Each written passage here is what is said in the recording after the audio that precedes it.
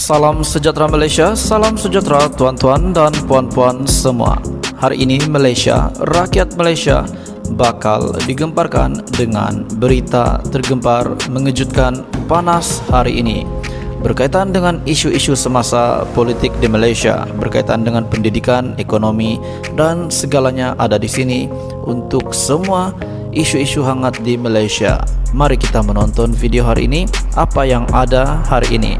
Sila tekan butang subscribe, like dan share video ini. Jangan lupa tekan tombol lonceng untuk info-info yang lebih banyak daripada channel ini. Berita akan dimulakan beberapa saat lagi. Teruskan bersama di dalam channel ini untuk info yang lebih hangat di Malaysia, untuk semua rakyat Malaysia, untuk keluarga Malaysia. Mari kita menonton video ini. Selamat malam, salam sejahtera Malaysia, tuan-tuan dan puan-puan semua. Berita tergempar hari ini. Tidak lama lagi PRU 15 akan diadakan. PRU 15, berita hari ini dipetik daripada Astro Awani. Tunda atau teruskan mengundi. SPR digesa buat keputusan segera susulan banjir. Permatang Pau, SPR digesa membuat keputusan segera sama ada mahu meneruskan atau menunda pilihan raya umum ke-15 di kawasan-kawasan yang terlibat dengan banjir. Menurut Naib Presiden Parti Keadilan Rakyat PKR, Nurul Izzah Anwar, perkara itu perlu diputuskan. Berikutan terdapat beberapa kawasan dan pusat pengundian yang terjejas dengan banjir. Berikutan peralihan monsun timur laut yang melanda negara ketika ini. Katanya, keputusan segera itu penting demi memberi kemudahan kepada calon dan juga pengundi yang akan melaksanakan tanggung jawab mereka.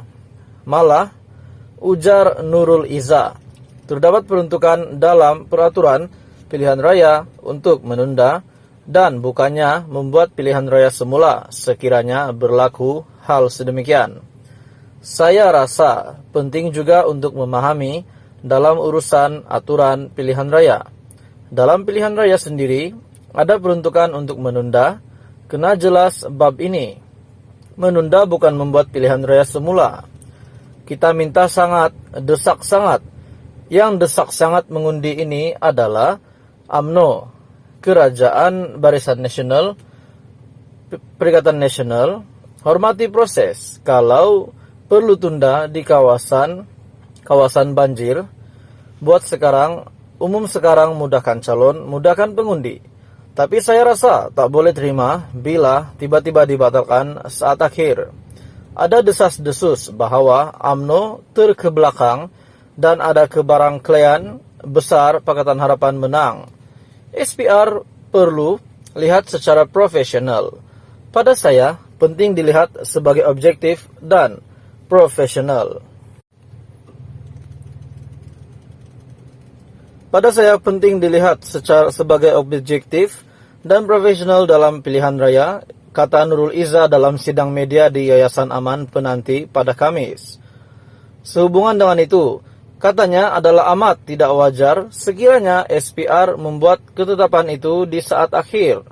Dalam masa yang sama, Izzah turut mengingatkan agar sebarang keputusan yang dibuat agensi tidak dipengaruhi Perdana Menteri Datuk Seri Ismail Sabri Yaakob.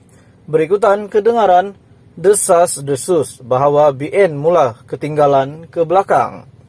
Di Selangor, banjir mula melanda beberapa kawasan yang menyebabkan 10 pusat pemindahan sementara ataupun PPS dibuka, antaranya di Petaling, Klang, Hulu Langat, Sabak Bernam, Kuala Selangor, dan Sepang.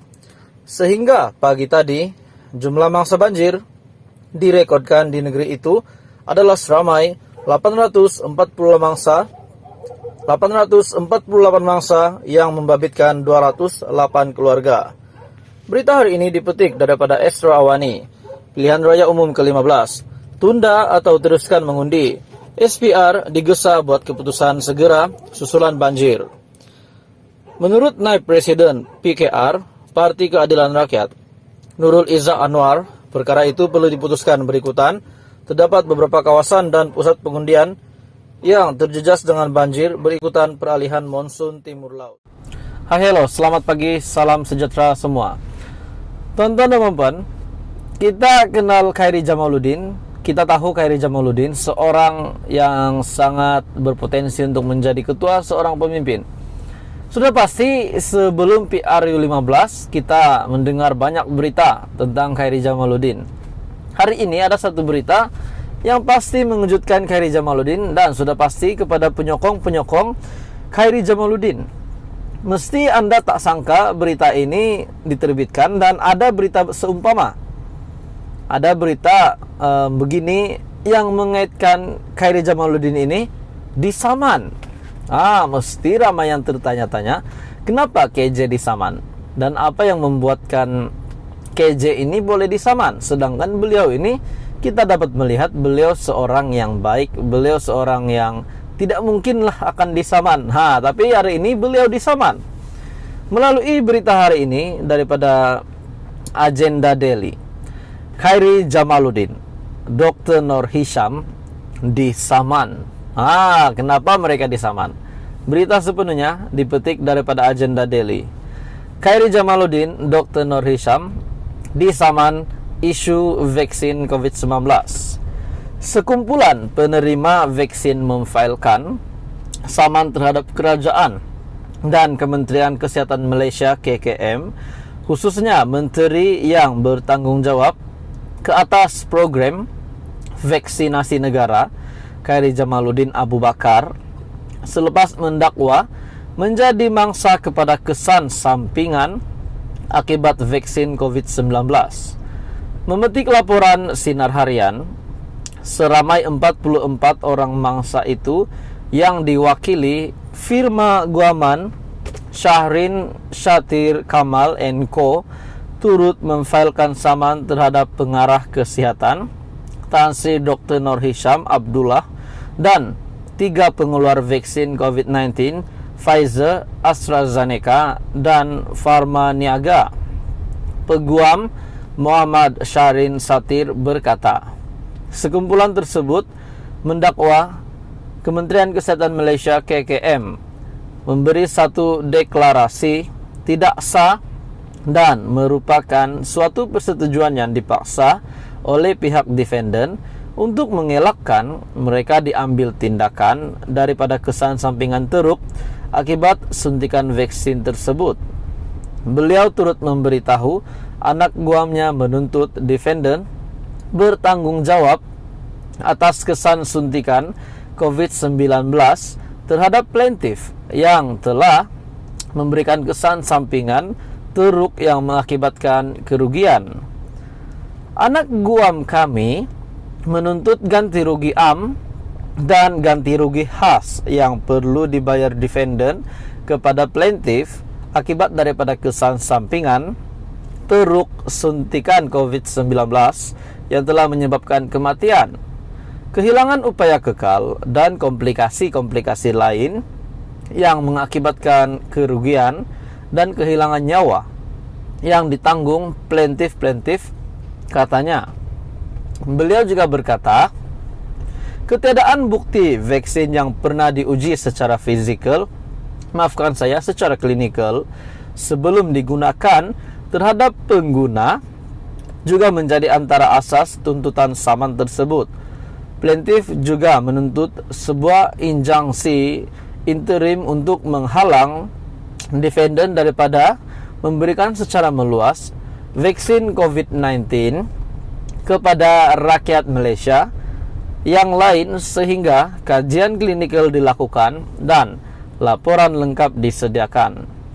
Jadi berita hari ini mungkin mengejutkan kepada semua penyokong Khairi Jamaluddin. Bahkan bukan Khairi Jamaluddin saja, bekas Menteri Kesehatan kita juga yaitu Dr. Nur Hisham, melalui sumber berita ini daripada Agenda Daily, Khairi Jamaluddin Nur Hisham disaman isu vaksin COVID-19.